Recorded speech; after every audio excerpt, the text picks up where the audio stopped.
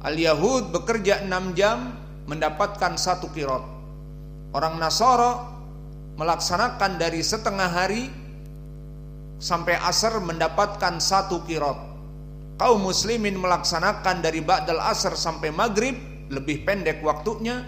Seperti kita sekarang, adzan jam 4, maka maghrib jam 6 lebih pendek daripada zuhur, maka mendapatkan 2 qirot. Pahalanya lebih besar, kerjanya lebih sedikit. Faqala ahlul kitab, di sini protes ahlul kitab, baik Yahud ataupun Nasara. Haula, mereka orang-orang muslim itu, aqallu minna amalan, mereka amalnya lebih sedikit, hanya membaca Al-Quran dan mengamalkan dari ba'dal asr sampai kepada maghrib. An-Nasara yang lebih banyak sedikit setengah jam, namun mendapatkan 1 qirot. Al-Yahud yang bekerja overtime dari pagi sampai tengah hari, maka mendapatkan qirot 6 jam mendapatkan qirot. Nasara melaksanakan kerja 4 jam dari jam 12 sampai jam 4 mendapatkan qirot. Muslimin melaksanakan 2 jam setengah atau 2 jam seperempat mendapatkan 2 qirot langsung. Maka bagaimana ini ya Rabb? Mereka aqallu minna amalan wa aktsaru ajron. Amal mereka lebih sedikit dari kami dan pahala mereka lebih besar. Qalallahu hal dolamtukum min haqqikum, apakah kalian merasa terdolimi dari hak-hak kalian, di mana mereka mentaati Allah dan Allah memberikan 1 qirot dalam waktu 6 jam? Tidak ada batasan di sini, tidak ada kesepakatan dari dulu. Maka mereka mengatakan la, tidak ada, karena memang tidak ada kesepakatan perjanjian dari dulu.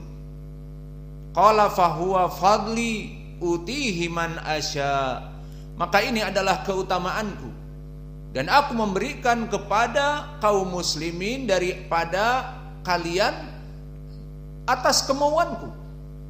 Maka ini juga menjadi pendalilan bagi seluruh perbedaan yang ada pada manusia dari usaha-usaha, rizki-rizki, amal-amal soleh. Maka Allah membagi rizki-rizki kepada manusia. Ada manusia yang bekerja siang dan bekerja malam overtime, mendapatkan uang seperti itu. Dan ada yang bekerja dari pagi sampai sore, mendapatkan uang seperti itu.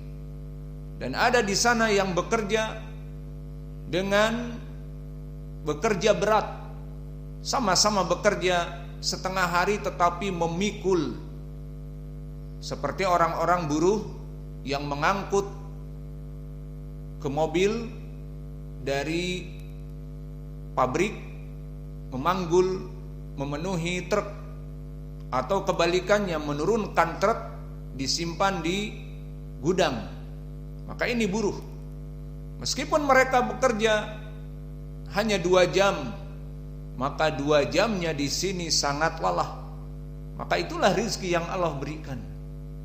Dan di antara mereka ada yang Allah mudahkan dalam beramal soleh, maka dia bisa melaksanakan sholat berjamaah dan melaksanakan menuntut ilmu, dan dimudahkan untuk melaksanakan ibadah-ibadah yang lain secara mudah dan secara direct, otomatis.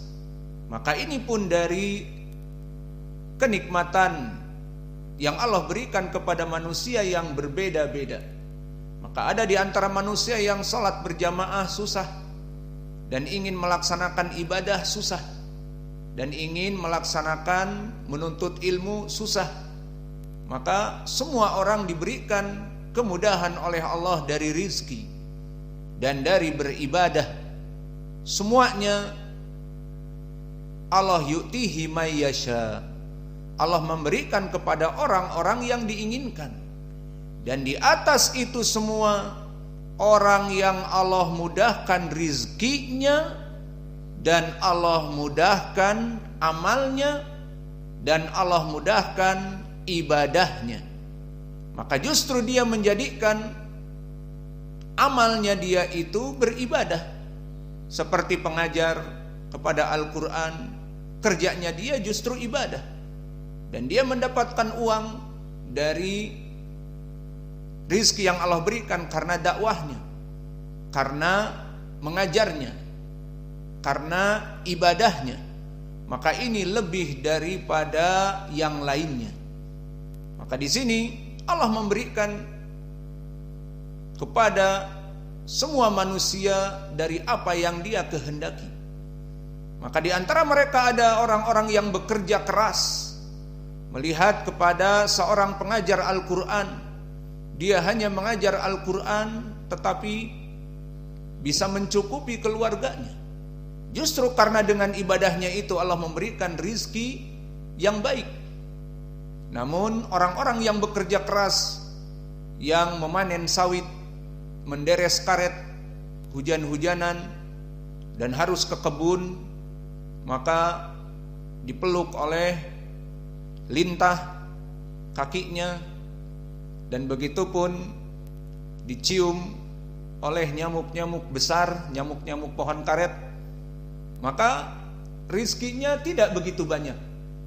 Maka di sini tidak ada orang-orang yang hasad atau orang-orang yang iri melihat kepada para dai ilallah, di mana di sana dia hanya duduk dan mengajarkan Al-Quran dan Sunnah, dan mendapatkan apa yang dia inginkan, dan mendapatkan dunia ini dengan mudah.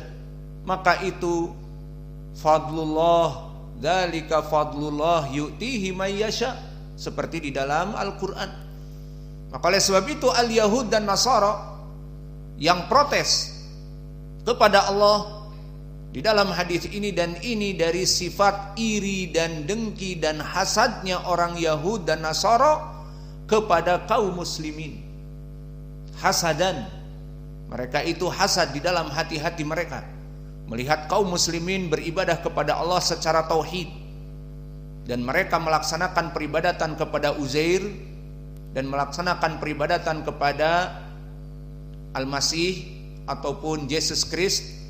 Mereka melaksanakan kesyirikan, dan mereka merubah Injil dan merubah dari Taurat, dan mereka melaksanakan peribadatan. Kalau Yahud al-maghdub alaihim, mereka berilmu tetapi tidak mengamalkan, seperti al-himar yahmilu asfara.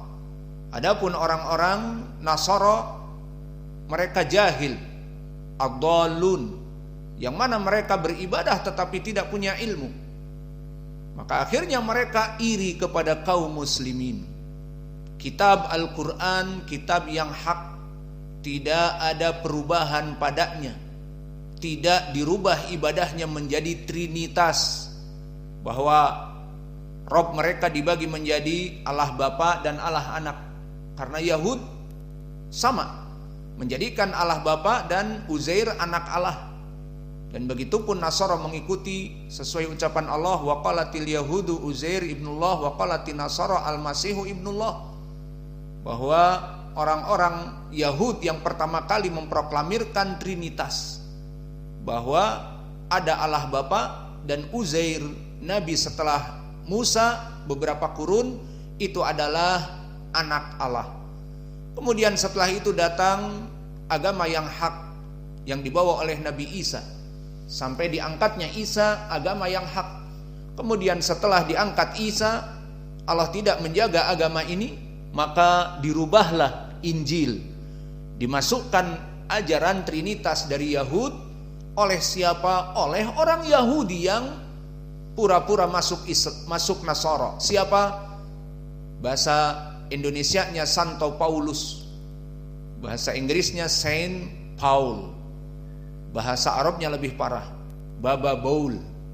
Mereka menyebut P dengan Ba, Pantolun Bantolun, Paris Baris, Paul Baul. Jadi Baba Baul, baba kencing. Maka di sini mereka memalsukan Injil dengan Trinitas, sama seperti Al-Yahud menjadikan Trinitas dari awal mereka. Maka Allah berfirman setelah itu, dzalika qauluhum bi afwahihim yudahiuna qaulal ladina kafaru min qabl qatalahumullah anna yufakun. Maka mereka meniru orang-orang Nasara ini dari orang-orang Yahud yang kufar sebelum mereka, meniru Isa ataupun Yesus anak Allah seperti Uzair anak Allah. Qatalahumullah anna yufakun. Maka Allah melaknat mereka dari apa yang bisa-bisanya mereka seperti itu. Itu makna anna yufakun, bisa-bisanya mereka sesat seperti itu. Maka di sini Allah menginginkan kaum muslimin dalam keadaan waktu yang pendek dan mempunyai amalan yang pendek dan pahala yang besar, 2 qiraat. Berbeda dengan Nasara. Dan setelah mereka iri dan dengki kepada kaum muslimin, dikatakan oleh Allah di sini, maka apakah aku mendolimi kalian? Hal dolamtukum min hakikum syai'an? Qala la. Karena memang tidak ada perjanjian. Dan itu adalah balasan yang Allah berikan kepada Al-Yahud dan Nasara. Namun kepada kaum muslimin Allah lebih menyayangi dan diberikan dalam waktu yang paling sedikit, tetapi pahalanya 2 kali lipat, 2 qiraat. Maka ini makna dari hadis ini. Lalu di dalam hadis ini mana yang menjadi poin pendalilan dari kitab At-Tauhid? Maka disebutkan Utiya ahlu Taurah at-Taurah, utiya ahlul Injil al-Injila. Ini dia maksud dari lafadz hadis yang diinginkan oleh Imam Al-Bukhari. Fa innahu yadullu ala annal amal fi'lil ibad. Apa yang diamalkan oleh orang Yahudi dari pagi sampai menjelang duhur, beramal dari apa yang ada di Taurat dengan dibaca dan diamalkan, itu khalqu af'alul ibad, itu adalah makhluk.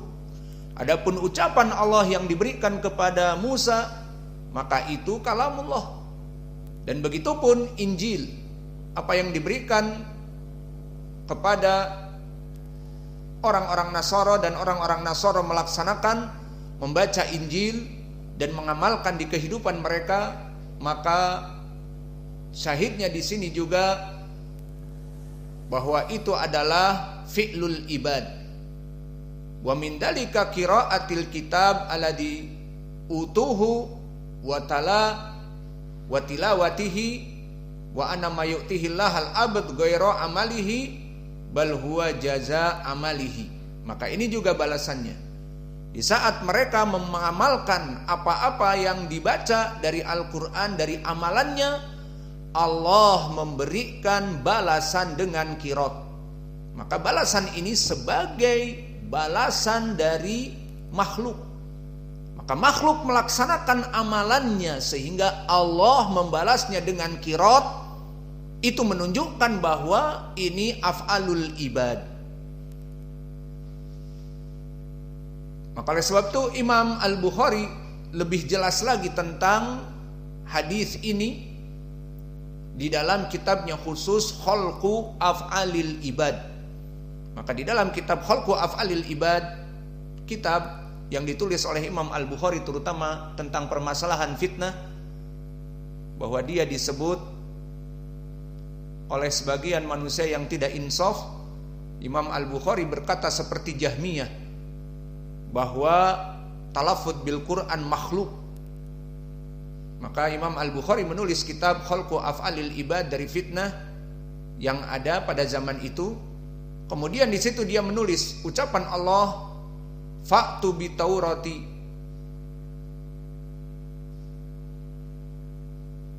bahwa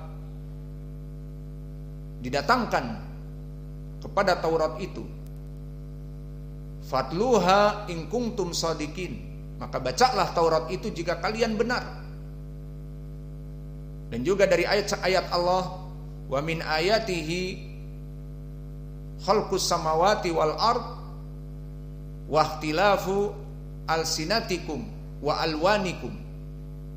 Faminha al-arabi, faminha al-ajami, fadukira al-ikhtilaf al-sinah wal alwan, wa huwa kalamul ibad. Maka begitupun di saat Allah menurunkan dari Al-Quran, dan Al-Quran itu terjadi ikhtilaf al-sinatukum wa alwanukum, di mana Al-Quran yang dia itu kalamullah diturunkan kepada Nabi Muhammad, kemudian Nabi Muhammad mempunyai umat dari ajam seperti kita, orang Indonesia, orang Amerika, dan orang-orang Arab sendiri yang lebih fasih penyebutannya. Maka antum dengar orang-orang Indonesia Rabbul Ngalamin, bahasa Jawa. Dan begitupun orang-orang Indonesia yang membaca wazalimun, dibaca wazalimun misalnya. Dan begitupun ain dibaca hamzah, Abdullah menjadi Abdullah.